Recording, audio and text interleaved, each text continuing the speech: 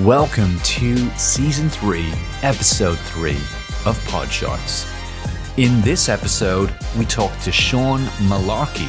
Sean, I've known since well over a decade, and he was the first professional that I worked with as a freelancer online. He's a serial digital entrepreneur. He's mentored and coached many, including Lewis Howes, and in this episode shares with us his approach to building successful online businesses with smart marketing.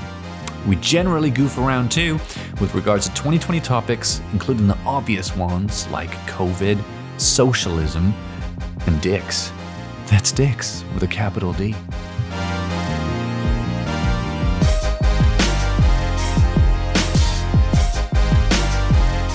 Dude, this year is like a reckoning, man.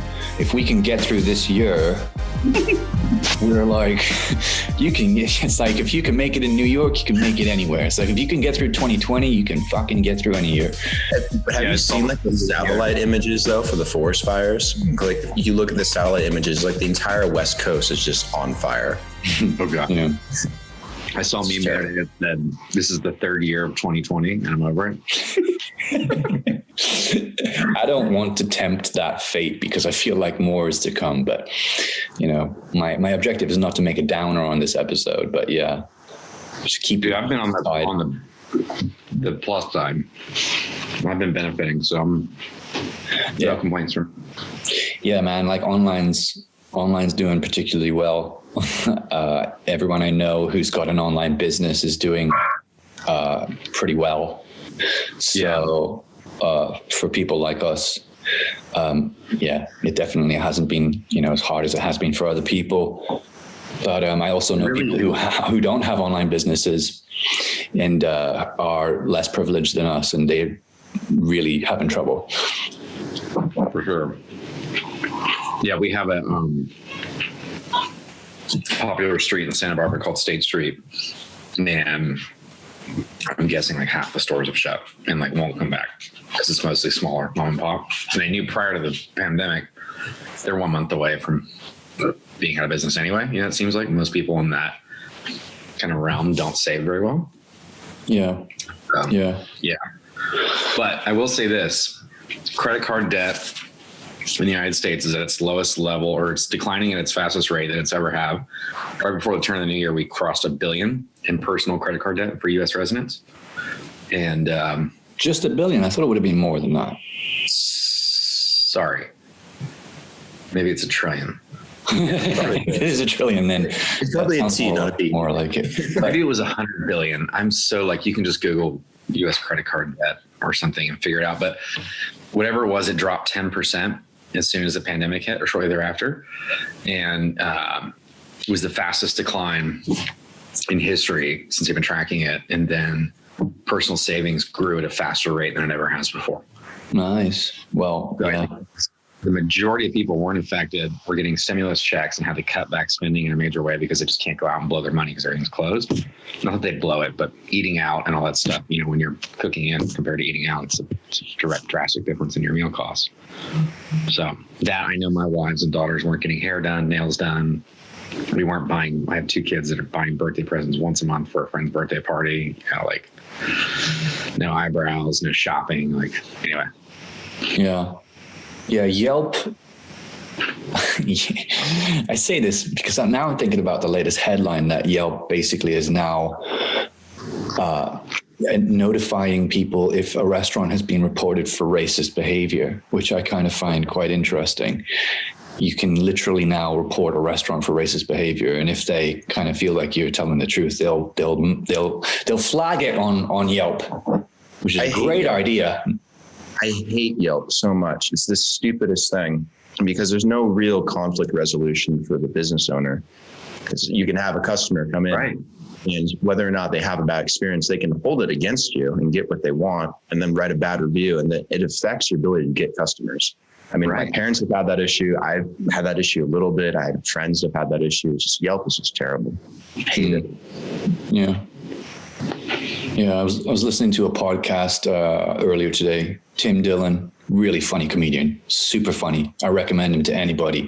A little highbrow for certain. I mean, his humor needs to be taken with a grain of salt. So, but he was basically saying if he had the money, he would open a restaurant which was basically like called Nazi slaves, and he would have just people serving you dressed in SS outfits, and he would have like, just like all the worst things possible you can imagine in that restaurant. Like the Gaza Strip would be the patio outside, and you'd be throwing crumbs and stuff, if you sat out there for your food. And then he would just wait and see what Yelp would do about it. That just sounded like the restaurant chain. Just find it really hilarious. Have you heard of the restaurant chain Dick? No. What's it called? Dick's. Right. Dick's. Can you hear me? Yeah, I can hear you. Yeah. I'm changing Wi-Fi because it's like cutting in and out, or maybe that's you guys. But you're frozen for me. Am I okay? Yeah, you're frozen, but I can hear you. Oh, now I can see you again. There we go. Yeah, there you go. So Dick's, they come up, they're like, "What do you fucking want?" Oh, I know that place. It's like, yeah, they're assholes to you. I know that place. That'd be funny though. Like if you were a Yelp reviewer and you were going there and they were nice to you and you got all mad, wrote them a bad review because they weren't good at it. Really expecting to be treated like shit and they were nice. This place sucks. That's fucked up, man. I feel like service has really declined in the West, especially because I've been flying around a bit last year, came back here to the UK, and I've just noticed how terrible service is, the service industry. And I think that people are just very entitled, if I'll be honest with you. If you go to like Asia, people really try to earn their money, and do the job properly most of the time. Here, like you said, they just come up and they're like, what the fuck, what are you doing here? Yeah. My wife's from Argentina. When we go there, it's super obvious. Like the services that it's like even regular restaurants, you'd think you're at a 5-star restaurant with the way they treat you. And, they're not busy at any tables. They just kind of stand in the corner and look, like, hey, who needs me? And they just stand there until you call their attention. Nice. Yeah. Yeah. Dude, I would agree. Service is horrible here. Yeah, America's awful. It's like, what the fuck do you want, or get out? Yeah. Yeah. So, Sean, like we first started talking when Twitter was in its infancy, and I went on trying out a new trick I'd heard, which was like just go and search for hashtags and find like people who are looking for jobs. So I went and searched for like web design or something, and I think your tweet came up. You were like looking for someone to design a page. Oh my God, that's how we met. I was wondering if you knew that. It was Yeah. I had to think about it for a while today. Yeah. And that was like 2002, 3, something like that. Oh, wow. What is that's how we met. I reached out to you. Yeah. And then after that, like just a chain reaction. You actually are, like I told you this before. I told you this a while ago. I don't know if you remember, but I said to you basically, if I could backtrack and kind of like find the source of everything that happened to me online, basically you were the catalyst, because once I started working with you, then everything else opened up, Crazy. Yeah. What, I kind of remember you like in the early days, we did a little bit together, and then I don't know if I introduced you to a few people or if it just came about, but I feel like in the early days, you started working almost right away with, who else did you work with? Some other great people. Tell me. Did you worked with people from the Brotherhood, right? Because we joined that entrepreneur group like a little bit further down the line, because it didn't come out until. That's how we came back together, I think, right? Yeah, I think so. Actually, you were the one that referred me to the group, I think. Was I? Yeah, I thought I might have been. Yeah, I think I was the one who asked if you wanted to join. But and then that was Sean is still a good friend of mine. Sean is I really love Sean. He's such a nice guy. He's perfect for the job of doing that kind of thing. Yeah, he is. Brandon's probably like, okay, guys. But real quick, he came down. I don't know if you know, he was battling like Lyme disease. Yeah. Jesus. They really had him messed up. He drove from Vancouver down to Mexico or like something like that. And along the way, I was the only person he stopped and hung out with. And I felt like grateful for, like, really honored by that. But he came by my office and we went for a surf, and he was going to stay the night. And he, like, the Lyme disease got him so fatigued that he's like, dude, I really want to stay, but like, I'm having a hard time even communicating anymore. It's like exhausting for me, and it's not personal, but I'm going to go. And I'm just like, no, don't leave. But I understand. Yeah. That kind of shit hits you hard. I mean, I know I've got a friend who got over it, but sometimes you don't get over that, you know, and sometimes it really gets the better of you. And that's scary shit. Because if you're going to live the rest of your life, you know, crippled by this frustrating and it gets to you. And I don't know. I don't think that happened to Sean, right? Sean got through it, didn't he? Yeah, he's for the most part over. He still deals a little bit with it, but like 10% of it, if that. He's living in Colorado now and got a good girlfriend. Yeah, well, I'm sure that's important. Bro, this is heavy. But Jordan Guernsey, who was a member of the Brotherhood, really cool guy, used to run a fulfillment business, came to visit me in the Philippines when I was living there, and then because he had cancer. And he was fighting it really hard, but he didn't manage to get through it. So that was really tough. Wait, hold on. How do you spell his last name? Jordan Guernsey, like Guernsey.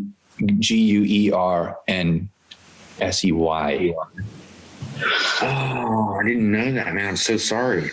And well, that was years ago, but so he, like, his wife and kids survived him. But what was really nice. Falcon was his deal, right? Yes. I do remember this. Sorry, I didn't know this. Yeah, this is like 5 or 6 years ago, right? Yeah. And but the really nice thing about our group was that Todd Singh got together, got some guys together and literally kind of like funded the business and kind of and helped his family through it, and now they have something for I would imagine for the rest of their lives. So that was really great. It's still going? I think so. I would imagine so. I mean, I don't know. Maybe she sold it or maybe she did something with it, but I just remember that that's what they did, and it became much more successful after they got involved. Yeah. So that was amazing.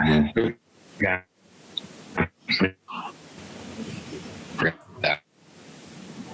Yeah, and I remember the whole story now. Yeah. Crazy. It was cool to see how that happened. But like, that's the cool thing about, you know, that's the great thing about social networks and how you can kind of really connect with people who otherwise you probably would never have met. Right. And then they open doors for you, and then those people open doors for you. And that's what happened when I met you. And it wasn't necessarily just because you were always there opening doors for me, but it was because that's just how, you know, social networking online works. And I'm honestly very grateful for it. But I think there's a lot that's happened since we were using Twitter in the early days. In the innocent days. Yeah, right. It was a very innocent time, man. I mean, we didn't even have complex algorithms that were serving us tweets that were, you know, catered towards our tastes. But now we're in a fucking dystopia, man. It's just like turned on its head. I'd like to see what you tweeted back then, Clements. Like, it'd be very interesting. Yeah, I deleted all my tweets from before. I don't want to get canceled. Did you really?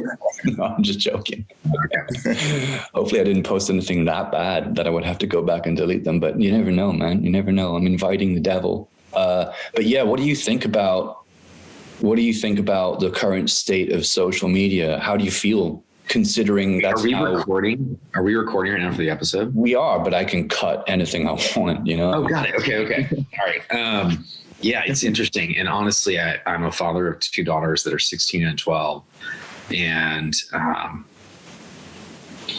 I look at them and their upbringing and how they're using it. And I obviously have all the concerns that you might think would come along with that territory. And then there's a part of me that's, you know, there's like this inner battle with myself and my wife, and I deal with it with being a helicopter parent and over parenting or regulating their usage versus letting them kind of explore and discover stuff on their own. And yeah, it's a constant conundrum. And I did some like deep marital work with my wife in the last year. And one of the things that I realized was that we've been married for 17 years in December and together for more than 20. And I realized that we have shifted from 10 years ago. It was like, get the phone out of the bedroom. We didn't have a TV in the bedroom, right? Now there's a TV in the bedroom, and now both phones sit 2 feet from our heads while we sleep every night. And I was thinking that this phone is like, prohibiting some intimacy, because we're both literally doing mindless shit at night, and my wife justifies it in that, like, it's the first time in the evening in the day that she actually has to herself and just needs to kind of unwind, if you will. And I'm like, yeah, but like, this is like the first time actually we've kind of had together without some sort of interruption. And we're choosing to look at Instagram instead of talking to each other and being intimate. And that like bothers me, and it really bothers me. And my wife's like, but I need this time to just decompress. And I'm like, yeah, do you really or not? And so anyway, I just recently have been feeling like and then after watching Social Dilemma, it's just a good kind of validation for my thoughts. There's a giant part of me that feels like I need to lead by example within my own family and just delete everything. Did your wife watch The Social Dilemma too? Yeah. Okay. Yeah. That's with good. her phone in her hand. While she was perusing Instagram. Right, I'm sure. Yeah. I mean, literally, like, she's like holding it with Instagram open, watching, and then being critical. And I'm just like, oh, the irony. Fuck. Yeah, I feel like I'm throwing her under the bus, and I'm not. But you know what I mean? It was like a good moment, because I feel like there were some eye-opening things. But yeah, it's just like a lot of stuff kind of not in one ear and out the other, but doesn't seem to really have much taking power. And it's like 5 years ago, when my youngest was 7, she used to like for me to read while she was taking a shower. And so I would just sit in the bathroom and read books to her. And I don't know if she felt nervous or I don't know, but she used to ask me to read. So I would. And there was a day where I was sitting there and I kept saying, one second. And I was involved in a conversation on Facebook. And before I knew it, I heard the shower turn off. And I was just like, dude, what are you doing? Like, you're blowing it. Like I was like caught up in some conversation about gun rights. I don't even know. And, and I'm missing kind of key moments with my kid. And so I said, I'm going to delete Facebook for 30 days off my phone. And it's still not on my phone 5 years later. So I did it once with Instagram and I brought it back. I felt like I needed it for work for some reason or another. And anyway, but I just feel like there is all these great benefits, like you and I meeting, us sitting here wouldn't have happened without that. And there's a lot of like connection and like business opportunity stuff that comes up. But at the same time, like I try and weigh all of that versus the negatives. And I just wonder, I need to just do it. In fact, I'm going to do it. We can follow up later, but after this is over, I'm deleting everything. I'll still use it probably like via mobile, but the experience is so different that it's not even worth, like I look at Facebook literally on my phone via mobile 5 minutes a week now. And it used to be. I think that's what they want anyway, because they like mobile better than you do. Mobile is constantly in your hand. They want you in your hand all the time. Yeah. So I mean, they got you engaged all the time if you're using your mobile. You can't use WhatsApp unless you've got the app open on your phone on the desktop. You have to have the app open just so that they can hear or kind of like keep that shit going in the background. Yeah. So that's but dude, man, I mean, I did that too, and I installed everything again about a month later, just because I knew that there was no way I was going to be able to stay off the platforms. And especially like having a podcast and doing what you're doing, you need to like probably communicate. Yeah, with people. It's just not going to work. Keep a presence. Yeah, that's that conundrum. I've dealt with that too. You know who? I don't know if you know. Do you know Kevin Rose? Yeah. Yeah, he's the founder of Dig and some other cool stuff. He deleted everything like 3 or 4 months ago, and I haven't seen him back since. Well, this is essentially what the Social Dilemma is like. It's kind of based on these engineers that helped build these platforms in the first place, and they're the ones who are coming and saying, "Run away," just delete it, run away, don't use it. And you're like, oh, Because if it was just pundits who didn't have anything to do with the platforms, really, you kind of might just shrug it off and say, yeah, but I mean, who are these guys? But because it's the tech engineers that help build it, you really stop and listen, and you're like, they might know something I don't. They might, they're pretty credible. Why would they do this? Yeah, that was for me, like one of the key points with that movie compared to some of the others. And I feel like a lot of the others will have these kind of woo-woo, or I don't know, I can't think of a nice thing. It's not insulting or sad, but just these people that don't seem that credible for one reason or another. Yeah. And that show was full of insanely credible people. Like the president and CEO of Pinterest seemed like super good guy, normal guy. He didn't seem like some person that's got this bias and theory, they're pushing some sort of conspiracy. He seemed like you or me, like, okay, and then some of the other ones, like the guys from Facebook, the engineer from YouTube, they seemed all incredibly credible. And then hearing what they had to say, and it was eye-opening. And the couple of things that stood out for me from that movie was the point that they made about AI taking over the world, and how we have this fear or thought, and it's manifested in like this robots, coming and taking over everything. And actually it's having an impact on a much more stealthy level, where it's AI is feeding us and serving us content that actually changes who we are in our beliefs, because they've seen a blueprint. So when you start to hit 0.3 on the blueprint, they're going to inherently show you 0.4 and 5, because they think you're proponent to go down that path. And then you do. And then you end up literally having thoughts and beliefs that you wouldn't have had otherwise. And I have actually like an amazing example of this happened just a couple of weeks ago. Can you hear me? Yeah. What's the example? It keeps cutting in and out. And I don't want to like reveal names, but somebody that I know, we were talking about buying a couple pieces of property adjoining each other so that we have a place we can go to together. And we had seen each other at the beach, and he proposed, and it's a great idea. And so I texted him a couple weeks later and said, hey, how does the weekend of October 23rd look to head up to Joshua Tree, do some camping, and then go look? And he's like, oh man, it'd be great, but I'm going to stick close to home right now. And to give you a little bit of backstory, this is somebody who voted for Hillary Clinton. And I don't want to go into politics too much, but it's relevant to the story, in 2016, and has switched sides and become very pro-Trump. And really smart guy, and he's got his logic and reasons behind it. Great, like no problem there.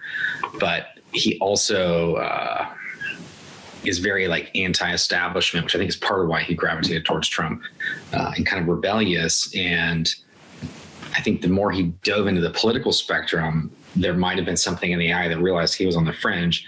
And now he started to kind of believe these conspiracy theories, if you will. And he texted me back. His response was, oh man, that sounds great. But I'm going to have to wait a couple weeks, or I need to wait a little bit. I'm going to stay close to home right now. This is like a 4-hour drive from our house. So I'm thinking like, oh, something's happened in his relationship. So I said, is everything okay with you and your spouse?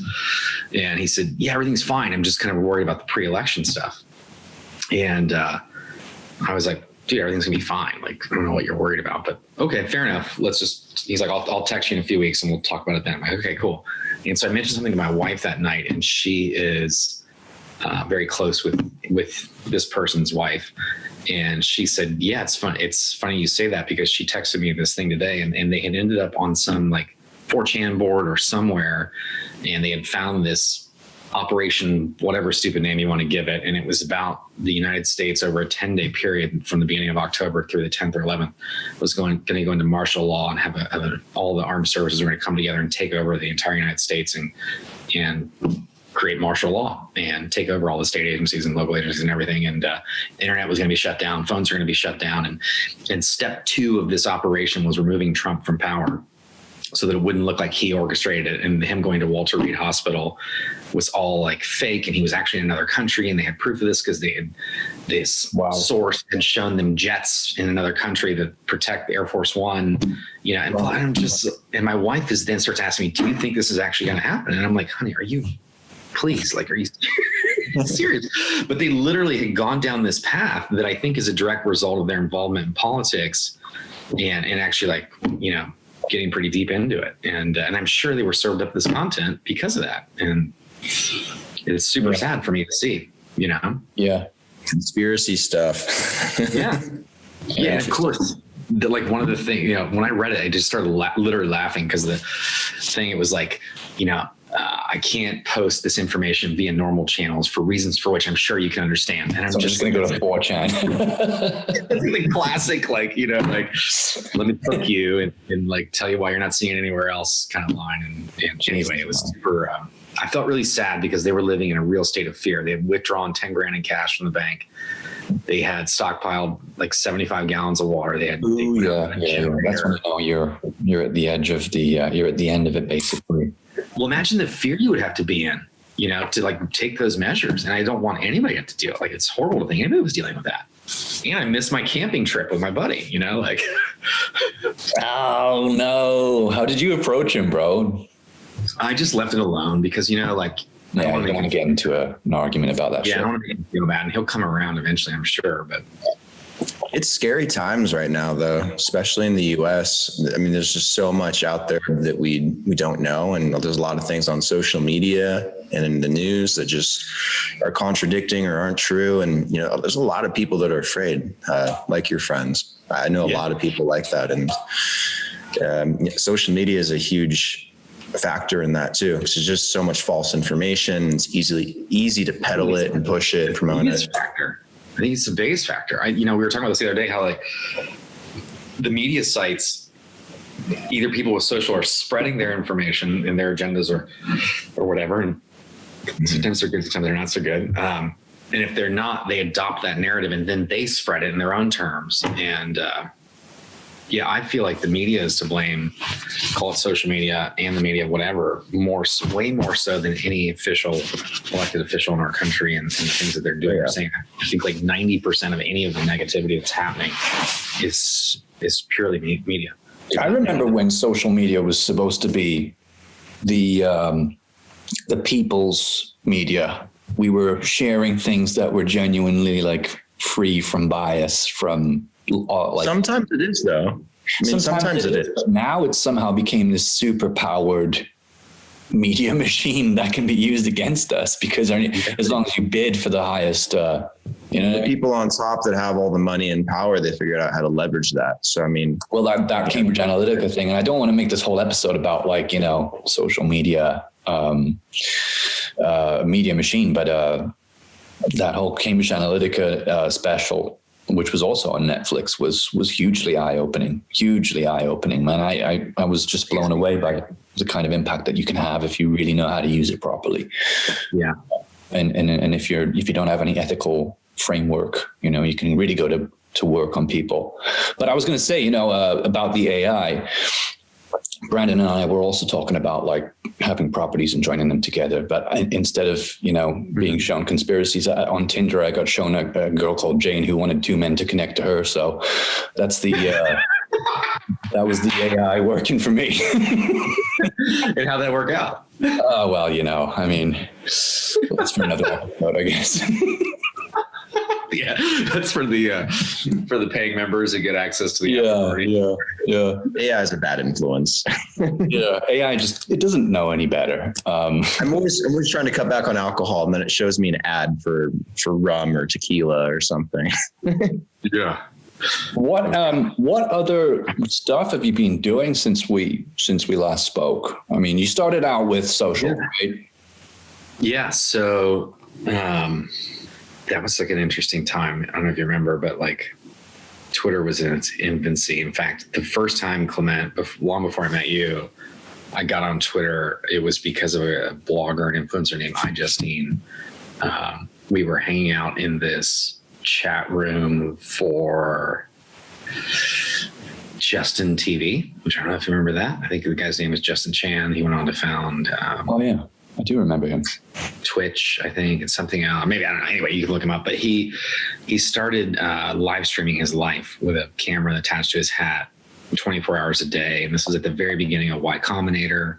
He was one of the Y Combinator guys there for a startup doing something. And I was just like kind of fascinated. And then the fact that he was live streaming 24 hours a day, 7 days a week was like really interesting. And within a couple of weeks, it became real. And he started getting all these business opportunities. But anyway, there was this chat room and there was kind of regulars that would come every day. I don't know, we had nothing better to do. And just sit there and chat about this guy's life and interact with him. And she said, hey, will you guys jump on Twitter and follow me? I'm trying to be the most followed person.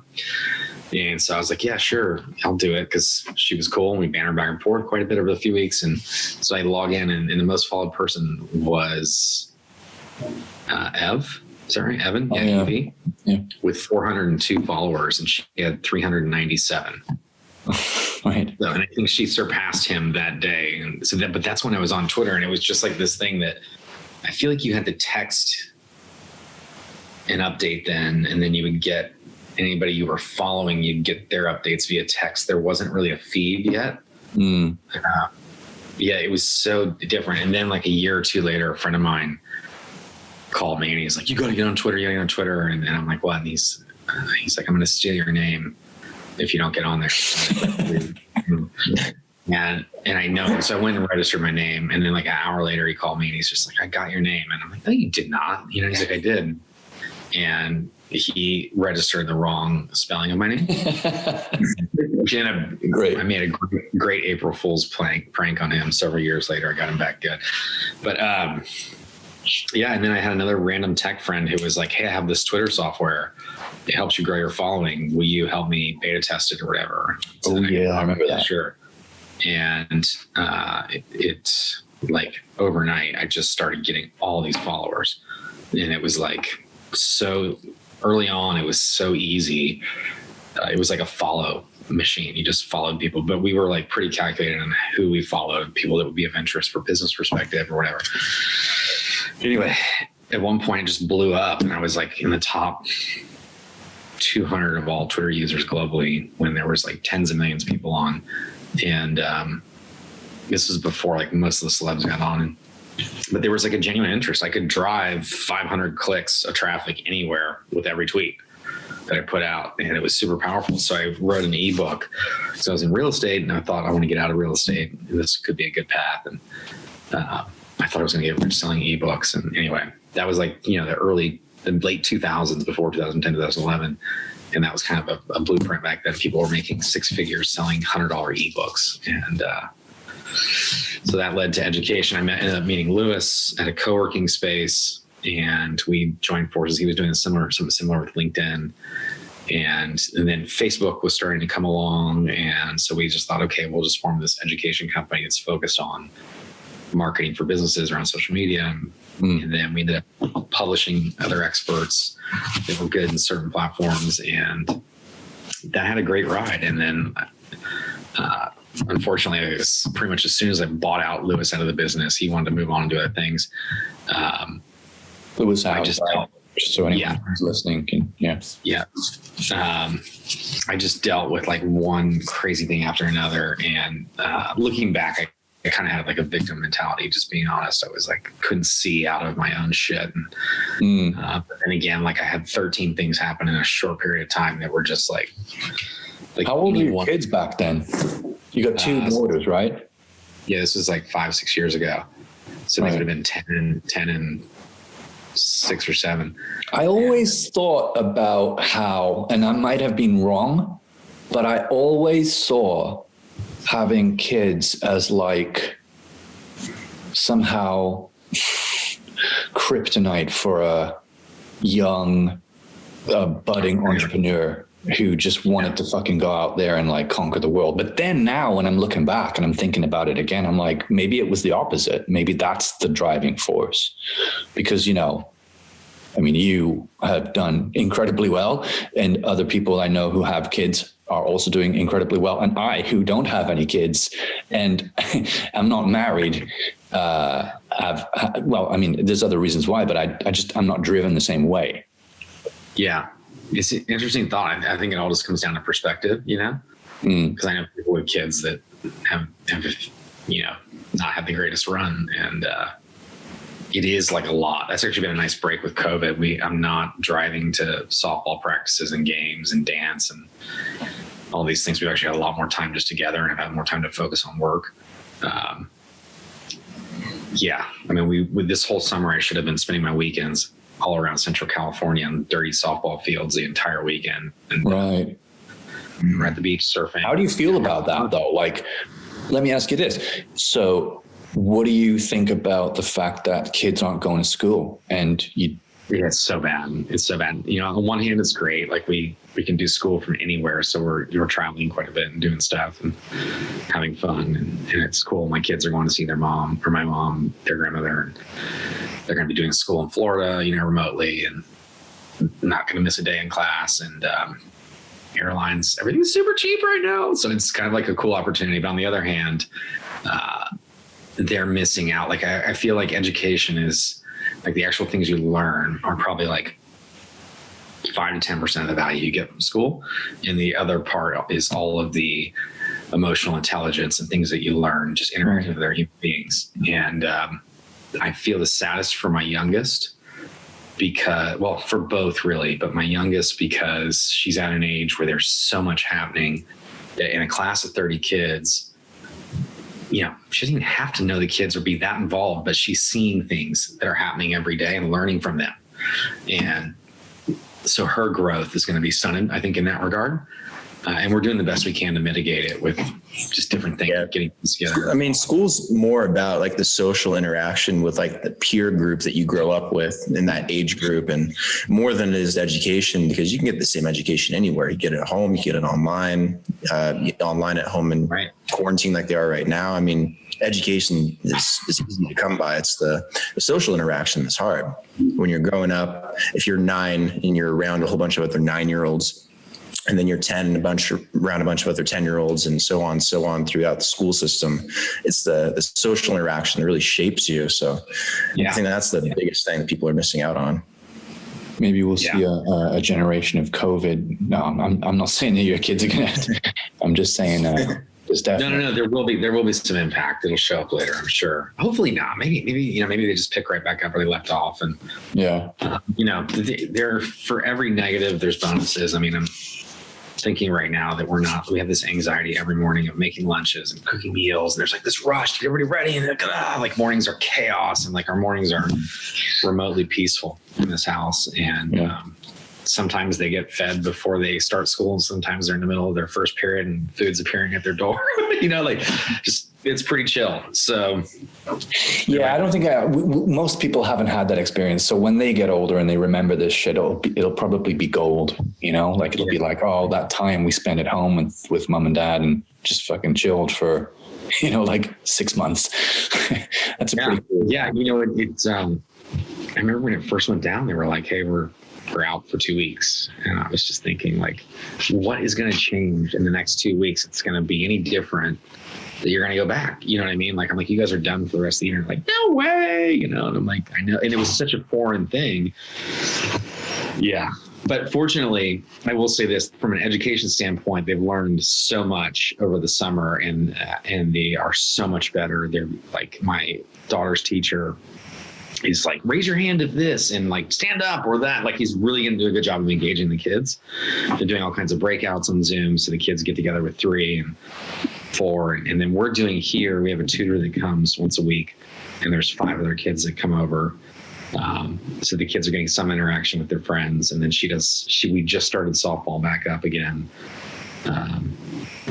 But between me, she's going through a period of change. She's maturing and turning into a woman, and that the 12-year-old, and that is been difficult, I think, for her to go back to softball where she hasn't seen people in 6 months and she looks different, And so it's this whole self-conscious and lots of interesting challenges that are coming up out of it. Dude, man. But here's what I've been like saying repeatedly, like, if we didn't have media, if we didn't have social media, we didn't have the news, and I just looked at my everyday life, like, it's honestly not that much different. Like, the gym closed, that sucked, and a lot of the stores closed, but I never really went out that much anyway. Most of the restaurants are open and have been for a while. I can still go run, I can still go surf, I can still go hike, I can, like, most of my daily life is similar and the same. So it's like, people are like, oh, this is the worst. I'm like, but really what? What's the worst? Like, what's so bad? Like, it's not. Well, as if we're getting bombed. Yeah. Yeah. I mean, like, come on. Like, put some, like. Get some perspective. Well, what have you adapted to the most, though? Like, have you been using Amazon more, or Uber Eats and Postmates and DoorDash? Or, like, have you made changes that you're not usually used to because of COVID? It's interesting. That's a great question. And honestly, the biggest one for me is like a negative was not being able to go to the gym. Like, I can't think, we didn't really order any more food. We, for a little while, like meal prepped, where we like plan a meal for a week and then we go buy all the food at once, which is unusual. We're normally at the grocery store every day. I feel like getting one or two things that we need for whatever meal we're making that night. But yeah, no, we're not big. Like, I don't ever like paying for food to show up 25, 30 minutes after it's cooked. I don't ever do like takeout, I just don't do it. I'm not that anything wrong with it. It's just personally, I just don't like it that way. I'd rather either have the experience in dining in or make it myself. I love to cook, so we make a lot of good food. That's the snobbiest thing you've said all episode.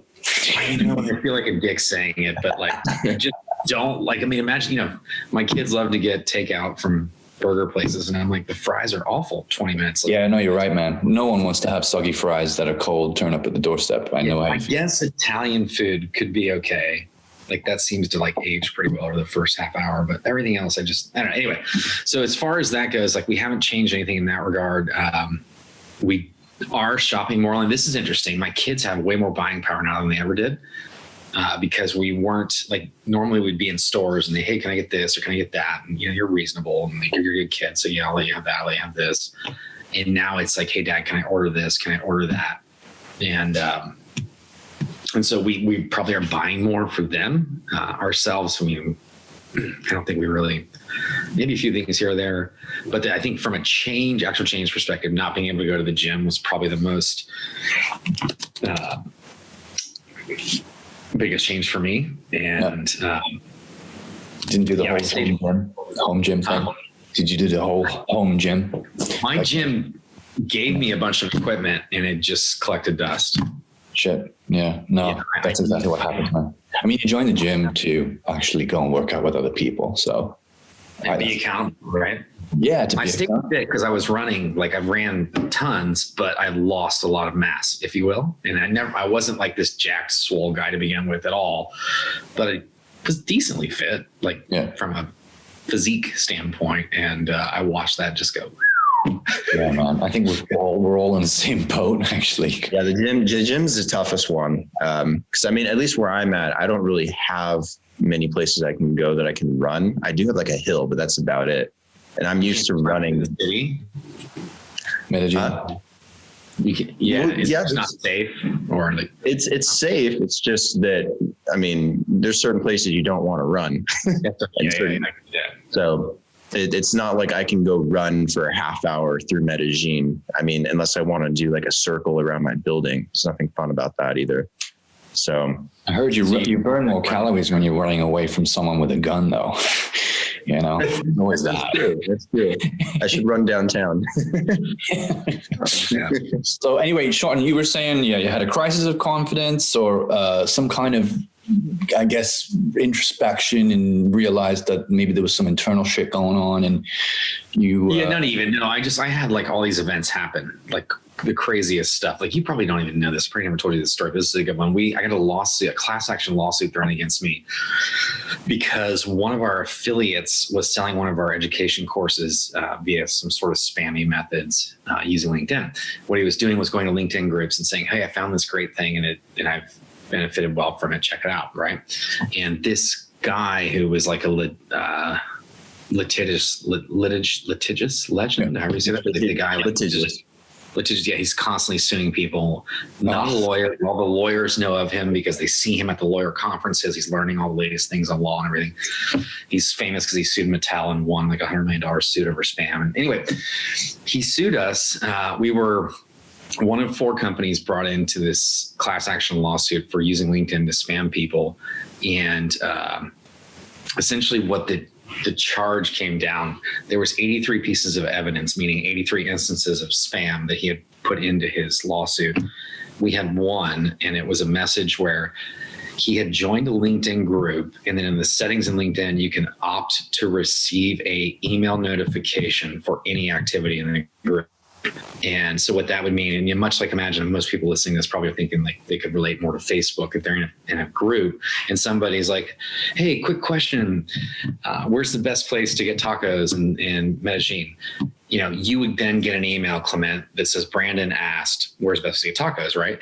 And so then LinkedIn trying to be like sneaky to get people back on their platform, the from would be, if Brandon were to post that, would be from Brandon. We say first and last name Brandon. And then the subject line of the email would be literally the first sentence of whatever he posted with they cut it off at 64 characters, whatever, and put brackets that says like the XYZ group, something like that. So it's kind of very covert, and you'd open it up and then you'd see the message. And then when you click the message, it took you back to the group.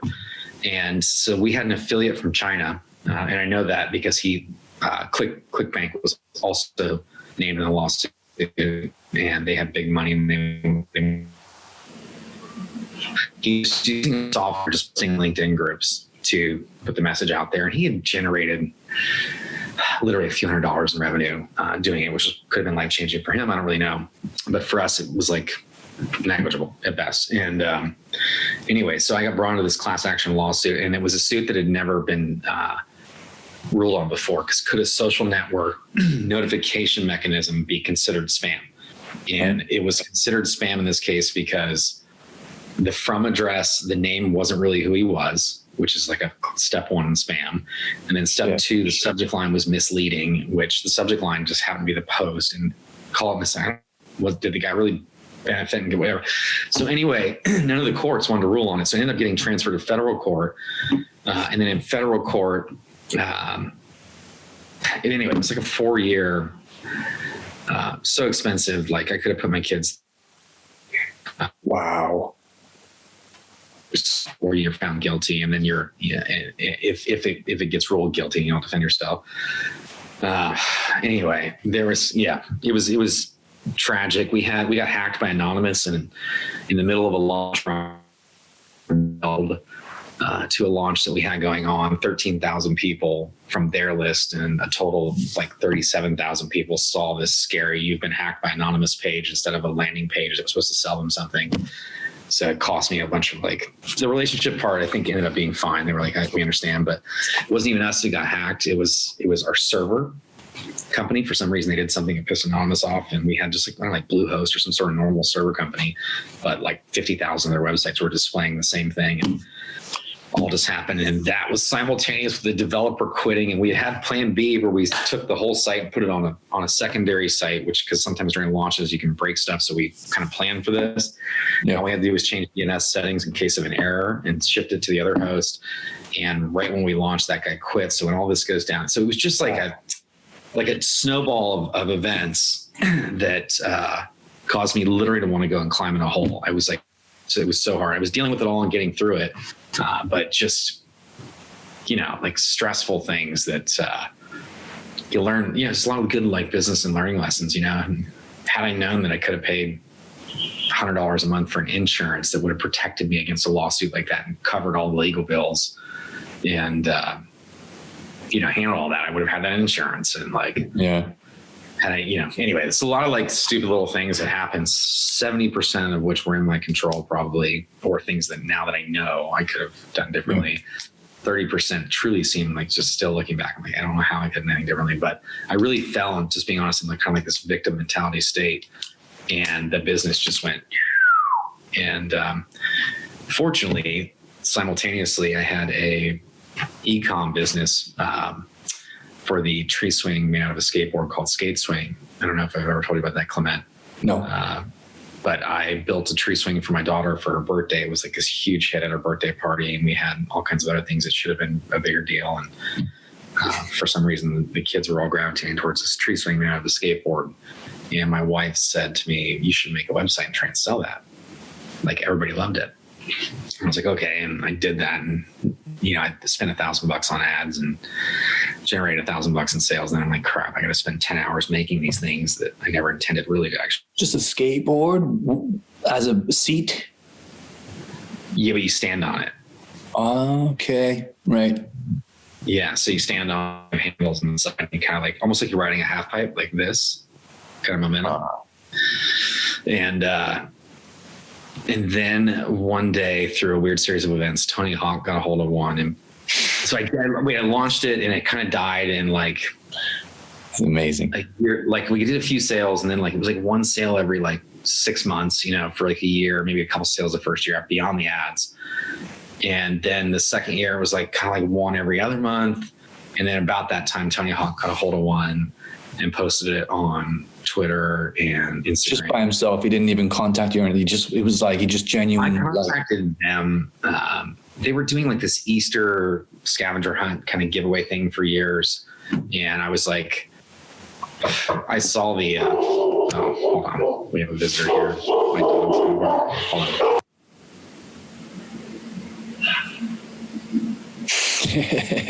This happens to me too. It's like one of the benefits of COVID. You know, yeah. It's cool.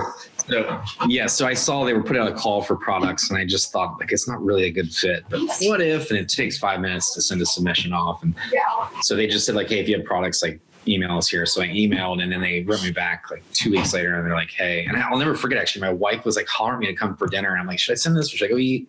It's like, oh, it just takes 2 minutes. I just like, hey, we have this thing. Here's a picture of it, and we can provide you with as many as you need. Let me know. And then I got a call from their attorney a couple of weeks later, and he's like, good news, we want your stuff. And I was like, oh, awesome. And he wanted to tell me that in the room they had 300 submissions of people saying this, and like there was 2 products that unanimously the whole room thought was a good fit, and ours was one of them. I was like, shocking. And so that gave us like a big boost, but not life-changing. But what it was my other business was going down, and I'm just thinking about things, and then seeing 6,000 to 8,000 people comment about how great they thought this thing was gave me enough inspiration that like, you know what, people really like this thing. I need to like work on it because it seems like they're super excited by it. And it was kind of like this slow escalation. I literally had a list of like 30 things that I could do to help grow it. I sit down and think, what could I do to grow it? Well, I can put it on Amazon, put it on Etsy, I can follow on eBay. And so just slowly started knocking that off in a very quick amount of time, like 30 to 60 days. For every hour I spent on that business compared to the other one, my business it was like very obvious where I need to start spending my focus. And so was that around the time that Amazon was like just starting to take off with the FBA and those kinds of features that they were adding, services? Essentially, yeah. This was about 5 years ago, 6 years ago, somewhere in there. I remember we shipped 20 in, and I thought this will take 6 months to sell. And like 4 days later, we're going to be out of inventory. It was like, this is amazing. You know, with no advertising, it was just people were stumbling on it on Amazon, and yeah.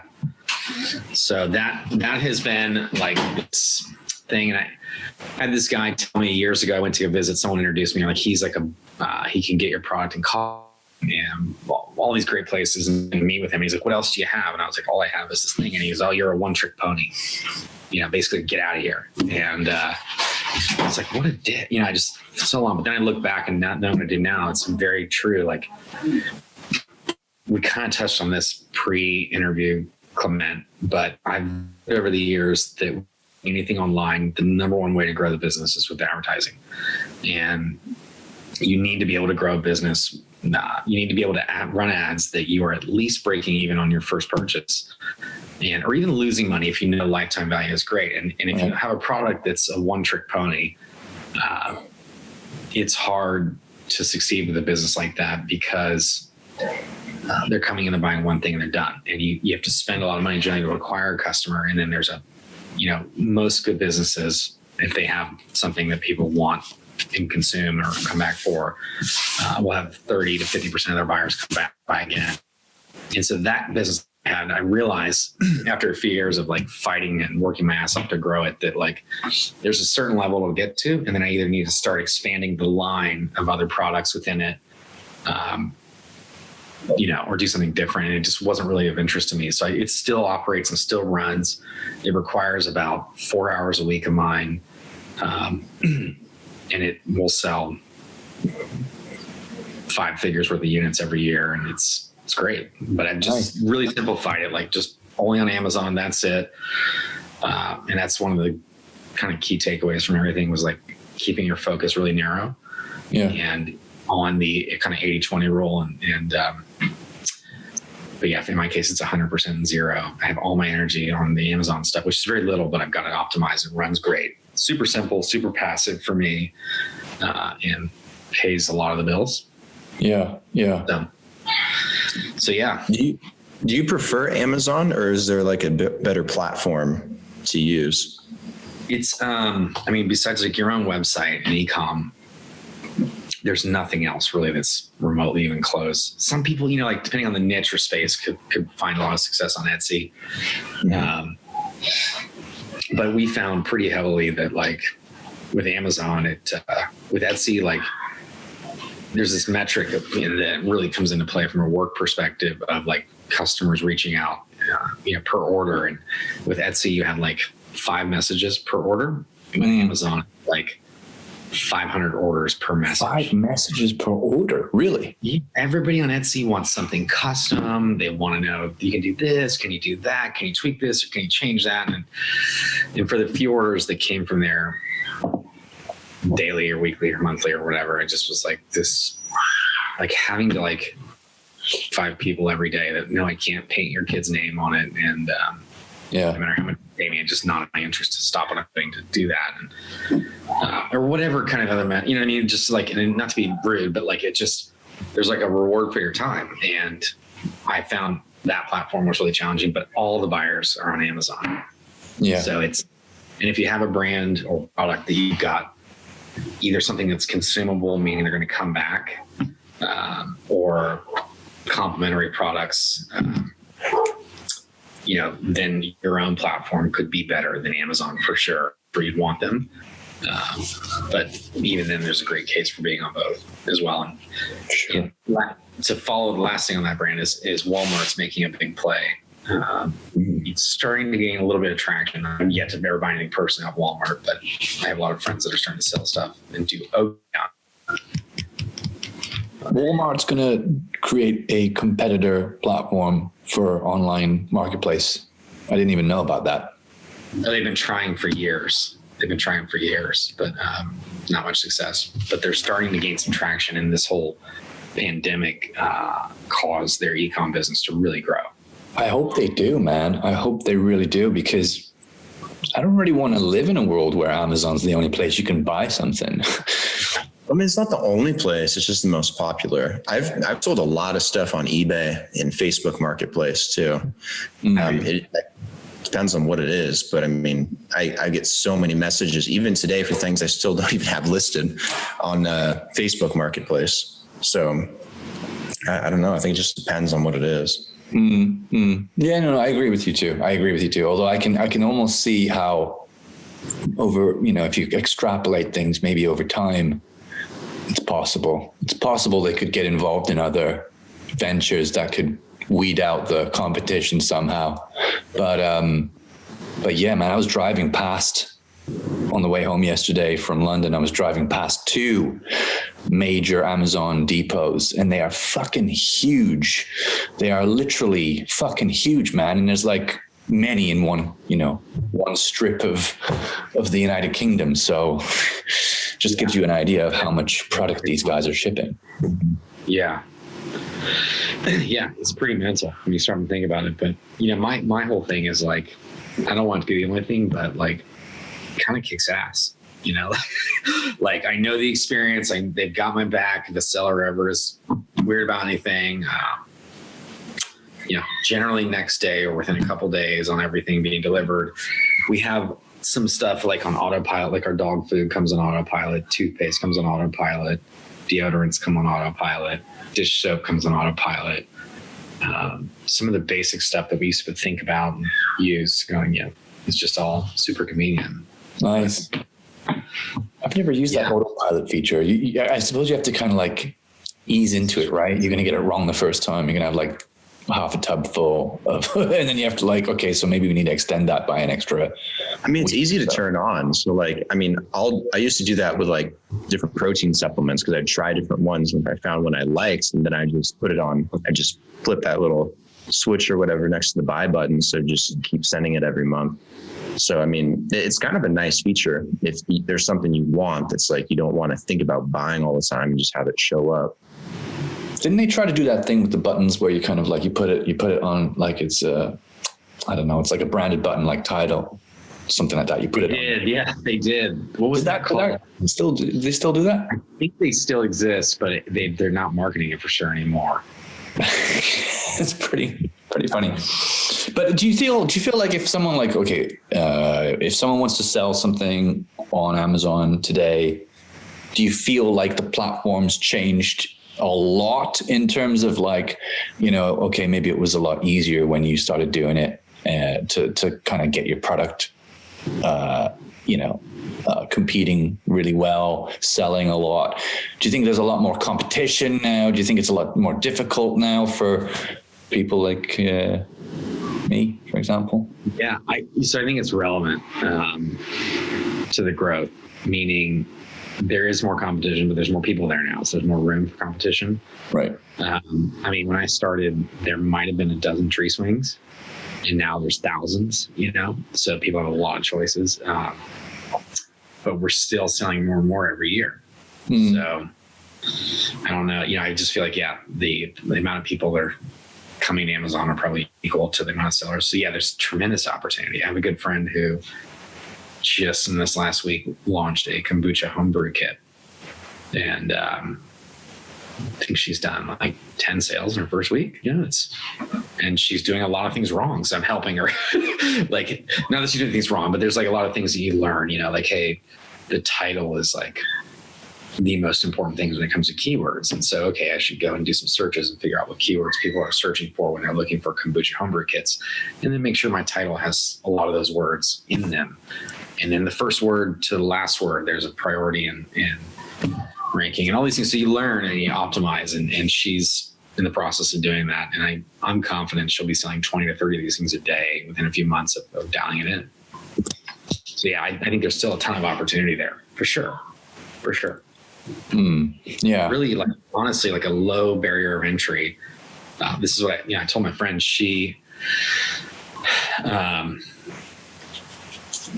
product cost is nominal. I don't know, like, I just want to get too much into her business, but like for her to put everything together and like do everything, it's, that, and then setting up the listing. She has a friend who's a photographer who shot the shots. I don't think she has $500 invested into this venture, if you will.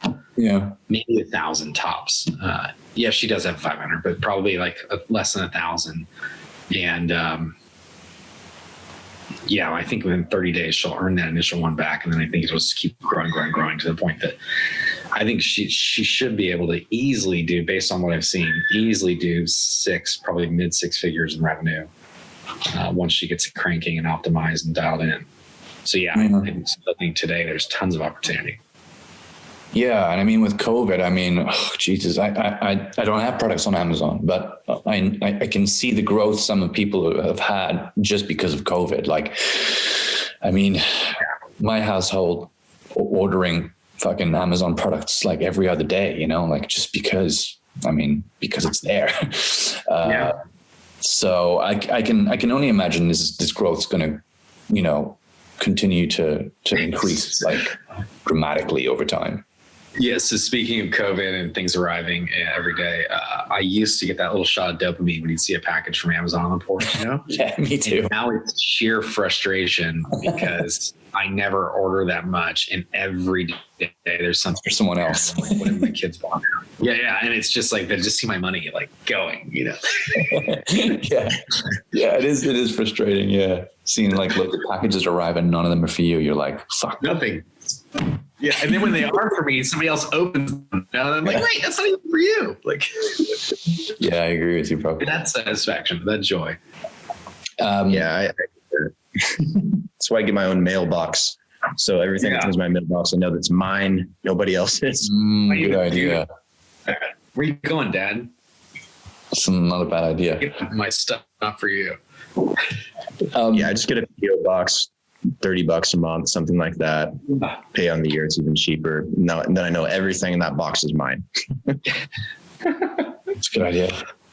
So what is the future like for you? Now that you've kind of figured out Amazon and your business is going from strength to strength.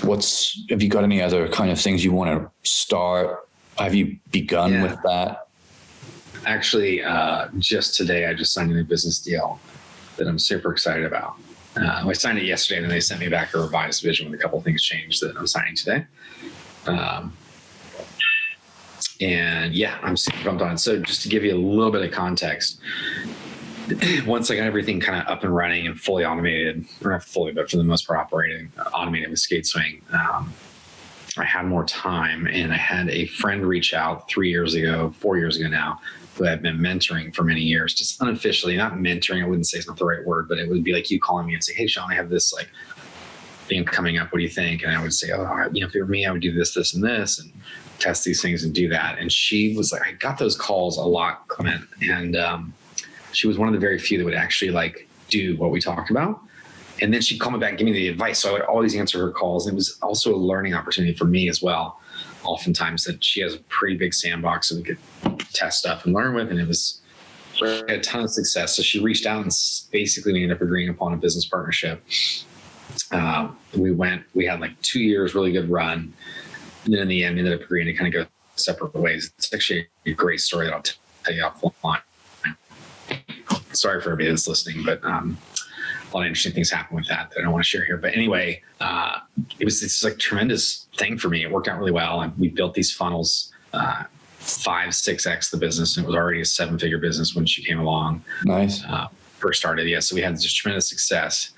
And then, just through like being an entrepreneur and in the community, you talk to people, what are you doing? So then I started getting a lot of other people reaching out, help me, partner with me, whatever. And, me, I like really value lifestyle and freedom and don't need to be doing a million things and just keep my focus pretty narrow. Someone said once, wherever you water the grass, it grows. And I feel like if you're trying to water too many places, like nothing will ever grow. So I've always tried to just keep things narrow. And so went from there to helping a friend with a protein company, Brandon, a supplement company. So I learned everything there is to know about vegan protein and supplements, not everything, but a lot. And, it was a great experience. When I started, we were doing around 40K a month in e-com. They had a decent Amazon business, actually a big one, and grew it 8 straight months of growth. Finished there with like a 220 a month.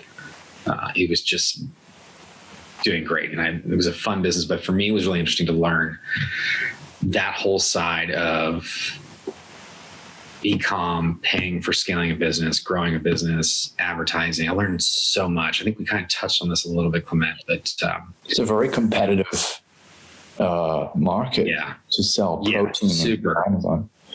Yeah. Well, they're the number one vegan protein on Amazon. And the guys that founded it had a great Amazon business before. So they kind of learned all the ins and outs of selling on Amazon. Gotcha. Quickly skyrocket up. And then they're just really smart guys. They built a tremendous brand. Like the imaging and everything, like people gravitated towards it. And it was really cool and different.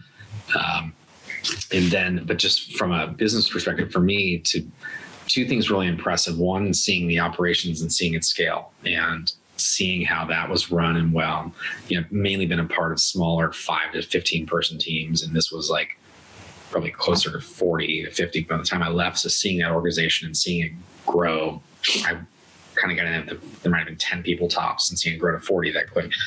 That was cool. A lot of cool things learning there from an operational side.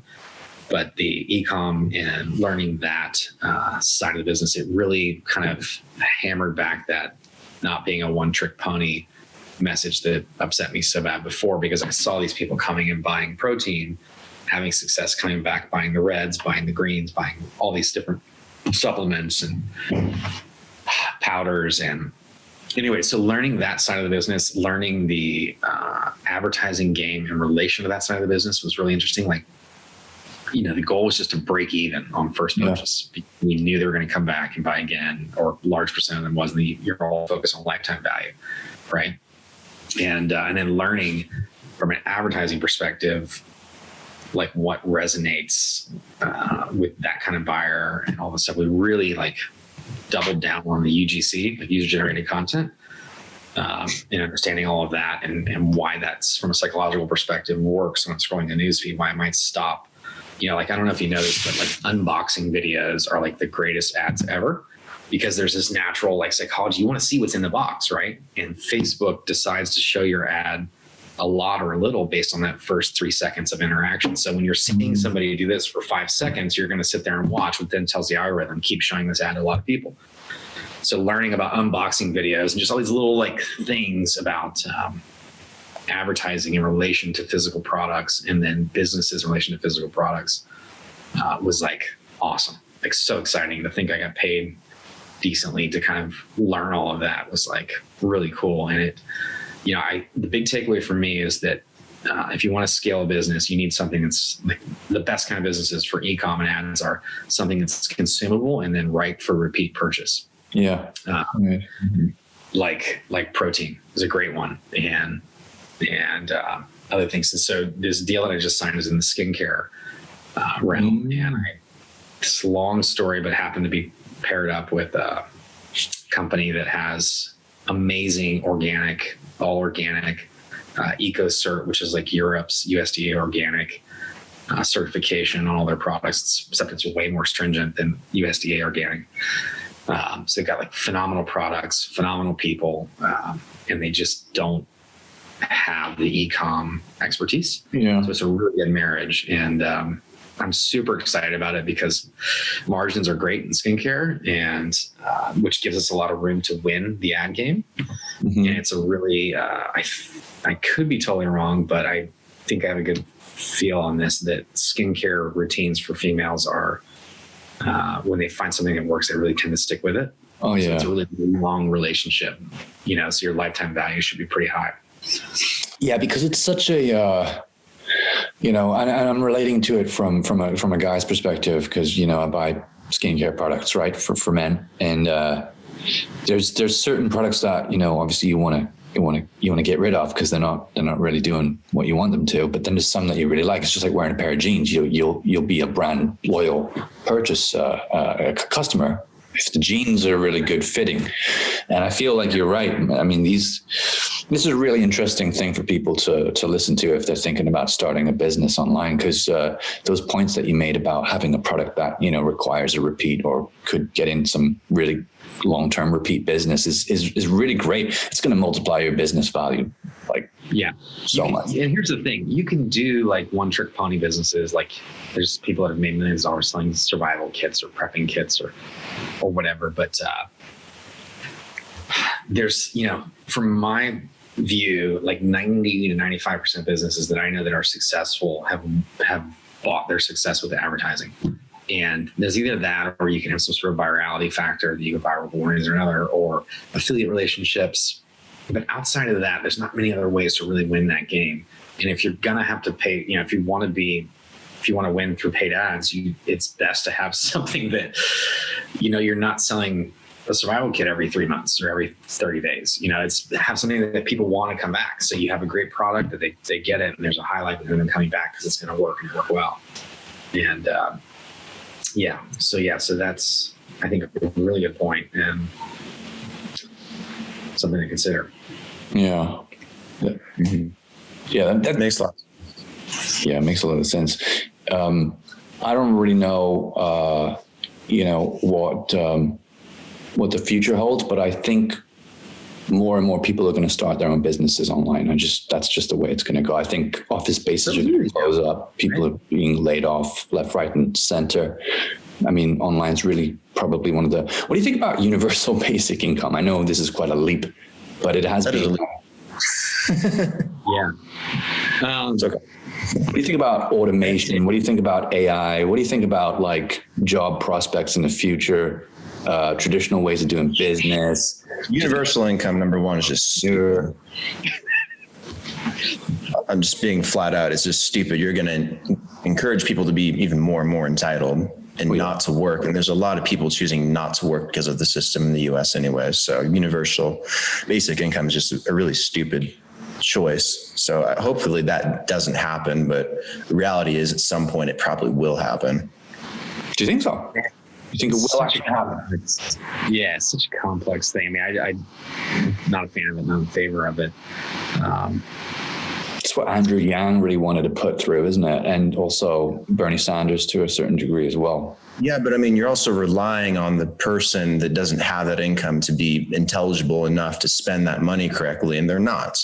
Most people are just like what they do with food stamps. They're going to go buy cigarettes and alcohol. Yeah, it doesn't work. There's no program in place to encourage them to do the right thing with it. They don't care. You're just giving free money to them, hoping that their life is going to be better.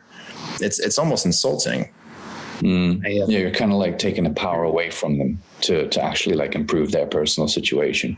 Yeah, I saw a great meme on this today. There was like a meme of a lion in a cage and a lion like on the safari, and it's like, would you rather have security, free food, free water, free shelter, or have to, live with life's consequences? And I had like a lion in a cage and a lion out on the safari. And I was like, that's kind of a good socialist example.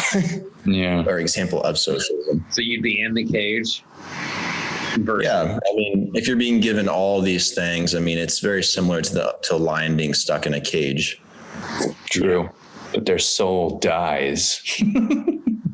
It's, in a lot of ways, Argentina has adopted them. My wife's from there, and they are paying everybody like some sort of benefit for whatever in the country is just declining at such a rapid rate. And really? Fuck. You hear this, or anybody who's from there, because they have a lot of pride. But it's going downhill so fast, and it sucks. I started going there 20 years ago, and it was like kind of on the up and up. And at the time, the currency, the peso, the value was 1-to-1. They had it pegged, and then they devalued it, and it went to 3-to-1, maybe even 2-to-1 initially. And it was like, ooh, that sucks. You just lost a third of your money, but it's now, as of last week, at 180-to-1. Fuck. Yeah. When were you in Argentina, or where'd you go? I've been all over. My wife is from in the area just south of a town called Mar del Plata. It's like, okay. She grew up on the coastal town about a half hour south of there. Sean, I think you covered your microphone a bit, or I don't know. It's just a bit quieter, that's all. Can you hear me now? Yeah. So much better. Sorry. No, dude, that is scary. That's genuinely really scary. Yeah, but the political power party that's in power is all about handouts. And some of these people were doing like better than middle class if they had their parents living with them and they had the 4 kids. They were making like a great living doing nothing. And the majority, like a lot of them, their mentality is, well, why would I go to work if I can just sit here and make more, Exactly. That's exactly what the argument is when you talk to, hardcore capitalists. And I mean, I was on the phone earlier with a girl that I find very attractive, and we were talking just about life, and she was trying to make the argument that there's some capitalism is not a good thing, and I was trying to explain to her, I don't think I don't think that's what capitalism really is. I think you're just thinking about it from a perspective. This is an attractive girl. She's a very attractive girl. I'm willing to let that go. I'm going to give you a life lesson. You need to tell her, yes, you're right. Capitalism's evil. Let's go get some dinner. Yeah, I probably should have. That's probably why I haven't been laid for so long, man. That's probably because I just speak my mind. Yeah, no. Yeah. But it's not, it's actually just such a popular idea that we need to get rid of capitalism. And I feel like that's a very, very dangerous road to go down. And we're going down it very quickly right now. And if we do, in the United Kingdom, we've had public health care for as long as I can remember. We have public services. We have pensions. The government helps with a lot of taxpayer funded programs. But as soon as you start talking about like universal basic income, I just don't really know how that's actually gonna work.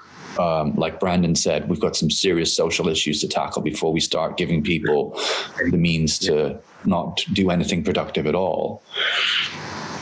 Yeah. So we have like a crazy homeless problem here in California, and it gets worse every month. I'd love to see that kind of thing addressed prior to universal basic income, because that's having a tremendous impact on everybody who lives here. in ways you can't imagine. Like it was like running down a bike path by my house. We live in like a good area, whatever. But because this bike path goes through some forest, these homeless people have adopted it. And I heard screaming, like coming from the river, like help, help. And it's like dusk, I can barely see. I took my headphones off thinking, like, did I just hear that? And then I hear this person. And I'm like, is that a drug addict who's just probably having an episode?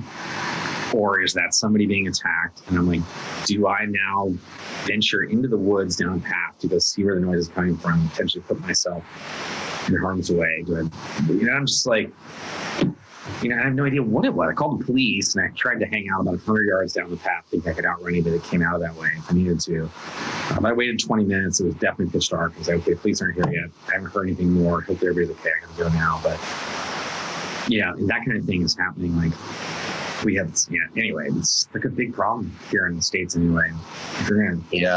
I went to college in California for 4 years. And I remember dealing with a lot of that stuff. A lot of time when they're yelling and just doing dumb shit, it's probably because they're on crack or something. Yeah. Every single time they're on drugs, like 90% of the time. It's gotten so bad now that with COVID, there's like this association with being homeless and not having money to pay your rent, which I think is probably like 2% of the homeless population. So well, if they're homeless and they're not paying rent.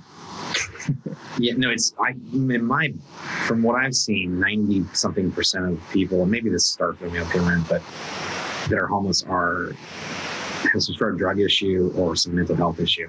Yeah, it's not because they couldn't afford the house in the first place. Because of COVID, you can set up a tent anywhere in California right now. So I can go down to my beach in the middle of town and set up a tent, which isn't happening, but they're not enforcing it. And so now when I run down this bike path along the beach, which is like this nice serene thing, there's literally homeless camps all on the sand on the beach. And I don't care. I don't have a problem. But like if I'm a tourist and I'm coming to town, yeah, but this is fucked up. Seeing like trash everywhere because their camps are just like, yeah, no. There's needles. There's like, lots of weird issues. And it just, anyway, it's an interesting thing. But I was blown away with Australia. Last year we went to Sydney, and I think I saw very few homeless people. Same with New Zealand. Saw a few more, but like nothing like what we deal with here.